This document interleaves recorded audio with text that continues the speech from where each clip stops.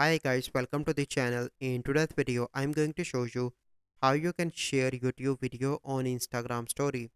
So the first step you simply need to do is to open YouTube application. Click on any video three dots, click on share. Here you can see different options, but we are going to copy the link. Go back, open Instagram, click on your story and add a picture.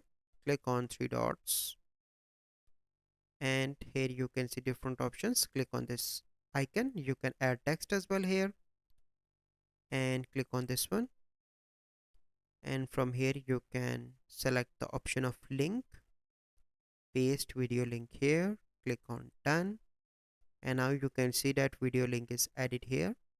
If you want, you can add a emoji as well, that is watch, like this, and you can share onto your Instagram story like this.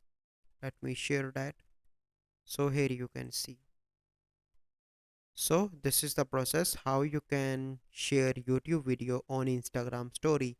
So I hope you find this video helpful. If you find this video helpful, must like this video, subscribe to our YouTube channel for future videos. We'll see you in the next video. Thank you. Have a good day.